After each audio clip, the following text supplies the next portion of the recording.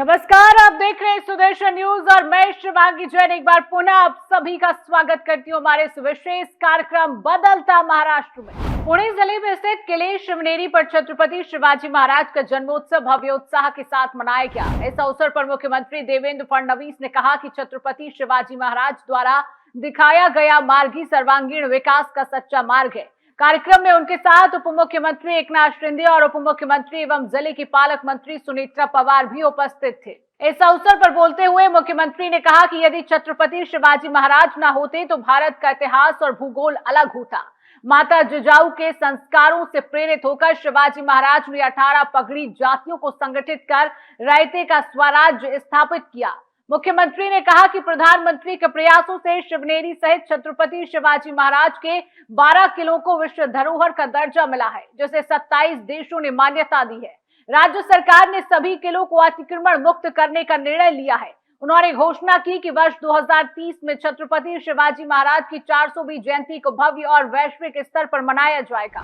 एक असं राज्य की ज्यांचा राज्य कारभार पाहिल्यानंतर जगभरातले लोक आश्चर्य करतात की एक राजा इतक्या गोष्टी कसं करू शकतात। अशा प्रकारचं साम्राज्य हे छत्रपती शिवरायांनी आपल्याला घडवून दाखवलं।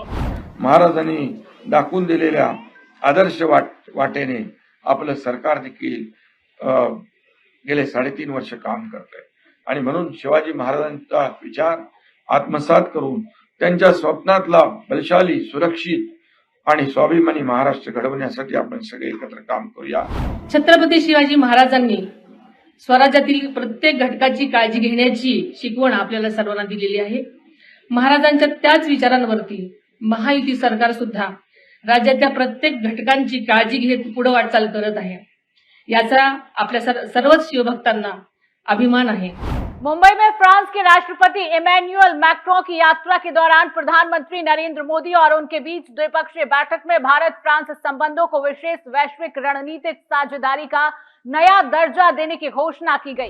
इस बैठक में दोनों नेताओं ने बदलती वैश्विक परिस्थितियों में स्थिरता, समृद्धि और नियम आधारित अंतर्राष्ट्रीय व्यवस्था को मजबूत करने का संकल्प दोहराया। बैठक के बाद मीडिया को संबोधित करते हुए प्रधानमंत्री मोदी ने कहा कि भारत फ्रांस संबंध परस्पर विश्वास पर आधारित है और फ्रांस भारत का प्रमुख रणनीतिक साझेदार है। इस अवसर पर टाटा एडवांस सिस्टम द्वारा भारत में एयरबस H125 हेलीकॉप्टर की असेंबली लाइन का उद्घाटन किया गया। प्रधानमंत्री ने कहा कि फ्रांस के सहयोग से भारत में निर्मित हेलीकॉप्टर वैश्विक बाजार में निर्यात किए जाएंगे।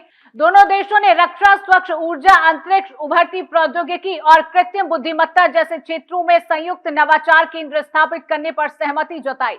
Indo French centre for AI in health और डिजिटल विज्ञान केंद्र की स्थापना की भी घोषणा की गई। मुंबई में आयोजित ग्लोबल इकोनॉमिक कॉपरेशन 2026 के उद्घाटन समारोह में महाराष्ट्र के मुख्यमंत्री देवेंद्र फडणवीस और केंद्रीय विदेश मंत्री एस जयशंकर ने भाग लिया। सम्मेलन को संबोधित करते हुए मुख्यमंत्री ने कहा कि वैश्विक व्यवस्था के पुनर्संतुलन के दौर में यह मंच अत्यंत महत्वपूर्ण है और वर्तमान समय इकोनॉमिक स्टेट क्राफ्ट का युग है। मुख्यमंत्री ने कहा कि G20 की अध्यक्षता भारत मध्य पूर्व यूरोप आर्थिक गलियारा और डिजिटल पब्लिक इंफ्रास्ट्रक्चर जैसे कदमों से भारत वैश्विक विकास का प्रमुख इंजन बनकर उभरा है। महाराष्ट्र की भूमिका पर प्रकाश डालते हुए उन्होंने कहा कि यदि भारत ग्रोथ स्टोरी है तो महाराष्ट्र उसकी आर्थिक धुरी है और मुंबई वैश्विक पूंजी का प्रवेश द्वार। नवी मुंबई अंतर्राष्ट्रीय हवाई अड्डे पर फेडेक्स के समर्पित कार्गो हब का भूमि पूजन समारोह आयोजित किया गया। इस अवसर पर महाराष्ट्र के मुख्यमंत्री देवेंद्र फडणवीस ने इसे राज्य और देश के लॉजिस्टिक्स क्षेत्र के लिए ऐतिहासिक उपलब्धि बताया। मुख्यमंत्री ने कहा कि बदलते वैश्विक व्यापार परिदृश्य में मुंबई में फेडेक्स का यह निवेश भारत की आर्थिक मजबूती और महाराष्ट्र की सुदृढ़ आधारभूत संरचना पर वैश्विक विश्वास का प्रमाण है। करीब 3 लाख वर्ग फुट क्षेत्र में बनने वाला यह हब भारत में फेडेक्स का पहला समर्पित कार्गो केंद्र होगा।